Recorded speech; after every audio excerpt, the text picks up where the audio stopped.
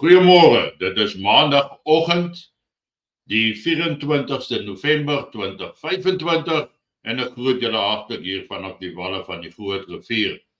Ek is so 'n klein bietjie laat vanoggend, bietjie langer gevat vir voorbereiding. Maar ek begin vanoggend om julle daaraan te herinner dat eerskomende donderdag aand, die 27ste November, ons bosberaad in Engels gaan plaasvind, want ek gaan met Chris Wyatt gesels. Ek, Rob McGimsey en Chris Wyatt gaan lekker gesels rondom die G20 sake in Suid-Afrika.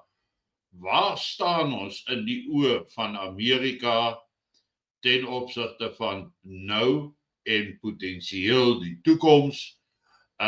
Wat is die jongste in verband met die vlugtelingstatus van Afrikaners, maar ook om te kyk, wat is die jongste en die nuutste skandes wat die ANC op wêreldplatform gemaak het. Dit dan donderdag aand, 27 November om 1900 en sorg dat jy betyds die skakel het, dat jy ingeskakel kan wees by daardie uitsending. Nou dit gesê, met die G20 aan die gang hier in Johannesburg, ek is nie seker presies wanneer dit klaar maak nie, maar dit behoort seker nou binnekort te wees. Maar 'n mens het baie beeldmateriaal oor die naweek gesien van hierdie hooggeplaastes wat daar aankom, en dan as hulle 'n sekere vlak en onder toe is, dan word hulle deur Paul Mashatile ontvang, die visie-president, en presidente word dan deur Cyril Pinocchio Ramaphosa ontvang. En ja, natuurlik was dit 'n blinkpoetsery, 'n skouerkloppery en 'n aanprysing vir vooruitgang, voorspoed. Maar een van die kwelvrae waarmee hulle voor 'n dag kom, is Afrika se hoë skuldvlakke en hoe Afrika, en nie spesifiek Suid-Afrika nie, maar hoe gaan Afrika, wat lae-inkomste lande is volgens hulle definisie, lae-inkomste lande ooit hulle skuld kan terugbetaal. Dit nadat daar pas weer miljarde rande, miljarde euros gegee is, geskenk is aan die ANC, om dan die globalistiese een wêreldorde se agenda in Suid-Afrika voor te sit. Nou hier is soveel dinge in Suid-Afrika wat verkeerd kan loop. Maar een ding moet ek van die ANC sê. Hulle wyk nie van hulle globalistiese agenda af nie, want hulle kan nie. Hulle skuld te veel geld. So een van die eerste dinge om van skuld ontslae te raak, is natuurlik om nie skuld aan te gaan nie, maar om produktiwiteit daar te stel, want Suid-Afrika was nie 'n land met baie groot skuld nie, of ten minste 'n land wat sy skuld kon terugbetaal, alles voor natuurlik 94. Daarna het dinge begin skeefloop, en hierdie agenda wat gedryf word om grondverdeling daar te stel, die BEE-wette wat net 'n paar mense verryk het, en dat Afrikaans gemarginaliseer word, Afrikaners word gemarginaliseer, ons word op sy gedruk, dis nie meer welkom in sekere poste nie, en al daardie aanklagte wat daarmee saamgaan. As dit nie toegepas was nie, sou dit nie vandag nodig gewees het om die vraag te vra: hoe gaan Afrika met lae inkomste potensiaal, dis so gestel, dan suksesvol hulle skuld kan terugbetaal? Dis asof daar openlik geskimp word dat daar 'n skuldafskrywing moet plaasvind.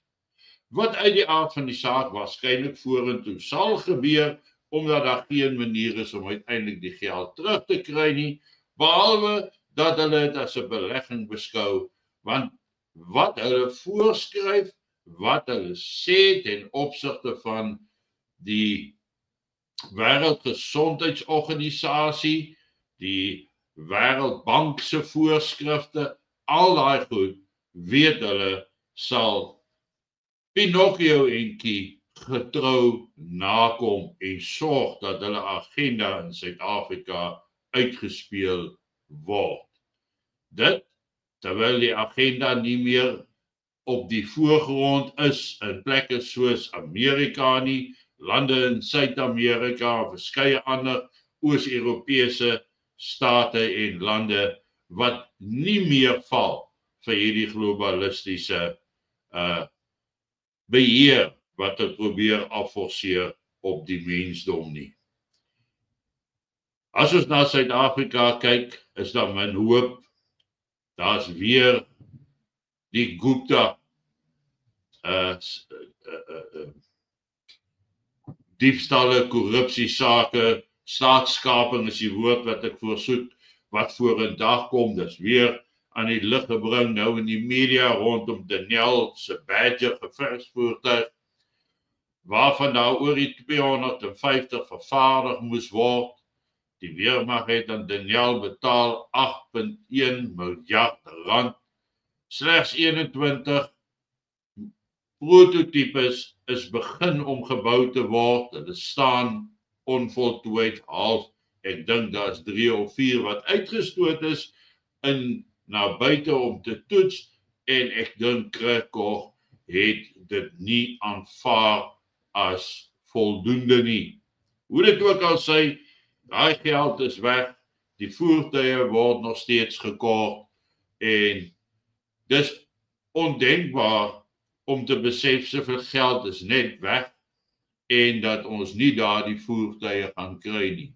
Maar dan teruggedink aan my vorige praatjies verlede week ten opsigte van China by die brug, dan dink ek is die kans goed dat die enigste hoop wat die ANC geleide regering van nasionale eenheid het, is dan om op die ou einde van die dag te gaan na Chinese gevegsvoertuie wat ingevoer word, om dan teen beloftes van rykdom, beloftes van 'n voetspoor, beloftes van teenwoordigheid, dat ons sal sien dat hulle dit gratis aan Suid-Afrika sal lewer. Dit alles is skokkendwekkend. Ons sien dan ook dat daar die gerugte dat Pinocchio gaan afstaan van sy leiersposisie af, is nou die nek ingeslaan deur Fikile Makabulo, wat gesê het, daar's nie sulke sprake nie. Hulle het vir Cyril gekies en Cyril sal bly as die leier van die ANC en as president van die land. Nou, soveel vir die gerugte wat versprei het, maar wie weet, waar daar 'n rookie trek, is daar dalk 'n vuurtjie.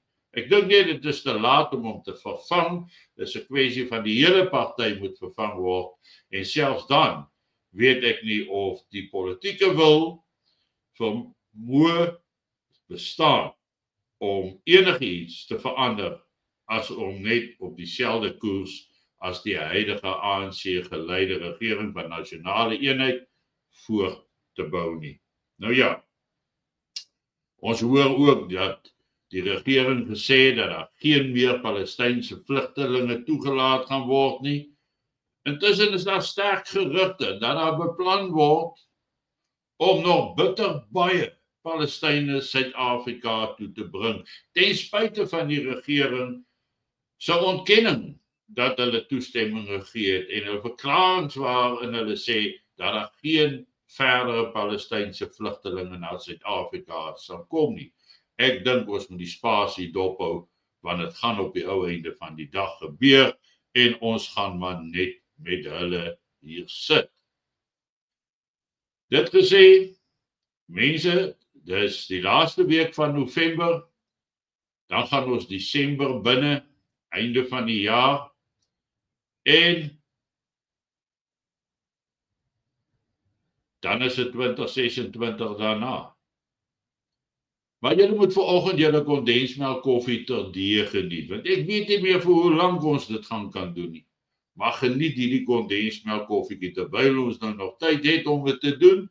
En onthou van donderdag aand en dan woensdag is ook 'n Britse uitsending, 'n Engelse uitsending, verskoon die verkeerde woord, 'n Engelse uitsending, maar vir die res van die week sal ons in Afrikaans met die normale program voortgaan.